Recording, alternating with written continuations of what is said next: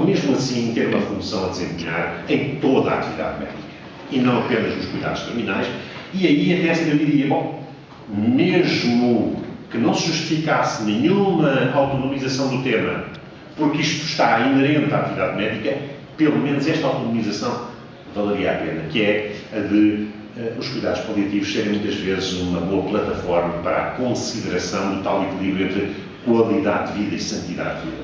A santidade da vida é aquela ideia de que a medicina triunfa quando nos salva a vida e é derrotada quando aparece a morte. E que a morte é sempre uma derrota da medicina. O que faz com que, bom, acompanhando também da representação cultural que nós temos na medicina, que tenta escamotear o máximo possível estatísticas e probabilidades de sucesso, até porque é a nossa aflição,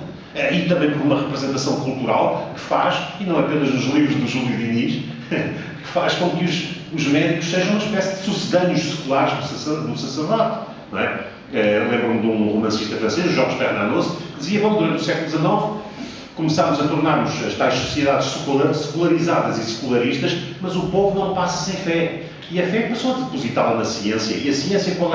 era a pessoa que mais perto chegava com a sua ciência ao homem comum, sobretudo ao homem mais humilde? Era o médico.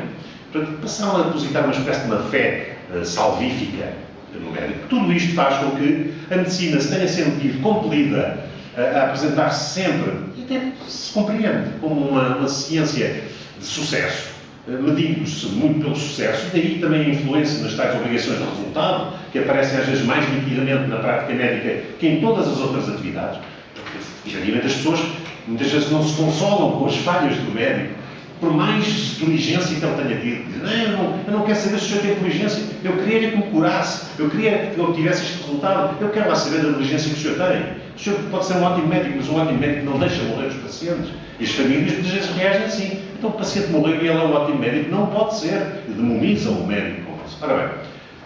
por todas essas pressões, a ciência médica, a essa altura, entrou numa perversão quase faustiana, que é de vender um pouco a sua alma, que é a sua consciência da falibilidade dos seus meios, para se apresentar, enfim, como uma espécie de missão salvífica, soteriológica, se preferirmos. Ora, a vertente paliativa pode ser um moderador nesse sentido de obrigar a própria ciência médica, os próprios praticantes de medicina, a ponderarem com cuidado os resultados imediatos, sensíveis, sensoriais do seu próprio encarniçamento no combate contra a morte. Porque parece sempre ser uma luta muito nobre, mas é uma luta muito nobre que faz vítimas. E as vítimas não são vítimas depois da morte, são vítimas enquanto estão vivas, porque é enquanto estão vivas que elas sofrem. Eu até diria que em muitos dos casos paliativos, até, diríamos, a nossa consciência do que é a morte pode se alterar profundamente, porque muitas vezes a morte transforma-se numa libertação em relação ao sofrimento. E, portanto, se as terapêuticas que são aplicadas aos doentes lhes degradam gravemente, violentamente, a sua existência, e às vezes a troco de uma sobrevivência de mais 10 dias, ou 15 dias, ou às vezes de umas horas, então temos que começar a pensar se não será mais próprio da medicina abandonar as pessoas a um curso natural de remate de vida que ao menos lhes poupa um sofrimento que já é, de certa maneira, inútil, porque é uma heroicidade imposta aos pacientes, mas por isso mesmo não é heroicidade nenhuma, é uma pura vitimização. Ora bem, se portanto temos essas possibilidades de um encarniçamento terapêutico subverter gravemente a missão principal da medicina, então é bom que haja, de vez em quando, na ciência médica, alguém que autonomamente tenha a capacidade de ponderar isso e dizer, não, eu sei que todo médico quer ter o máximo de sucesso e até é avaliado em termos de sucesso e a sua carreira pode estar dependente do seu sucesso e por aí fora, mas há que não perder de vista esta consequência, que é a consequência mais pragmática, mais sensível, mais direta, que é do sofrimento causado. Bom, quando nós falamos do âmbito dos cuidados paliativos, eu gosto de sublinhar que, de facto, nós estamos aqui a extravasar um pouco daquilo que é, vamos dizer, na linha principal da preocupação da ciência médica,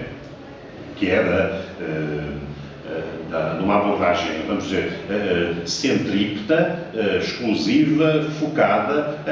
no tratamento de um paciente. E aqui temos que começar a ampliar um pouco os quadros.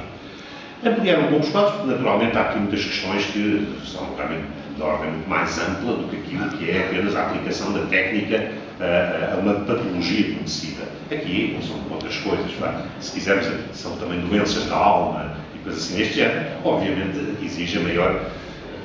amplitude e até maior ductilidade na ponderação dos valores em presença. Depois,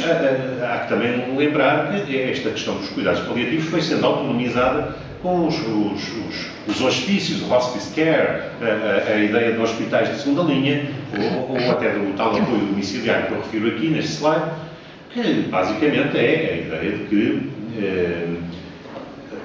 a disputa por recursos escassos na medicina deve fazer com que, obviamente, os hospitais, vamos dizer, de primeira linha, os hospitais de colo, os hospitais em sentido estrito, devam concentrar todos os seus esforços, justamente e com toda a justiça, naqueles que têm alguma viabilidade de resultados nos tratamentos a que estão a ser sujeitos. E, portanto, se a essa altura se percebe que há uma inviabilidade num tratamento, então essa pessoa, muito cruamente, temos que ponderar isso.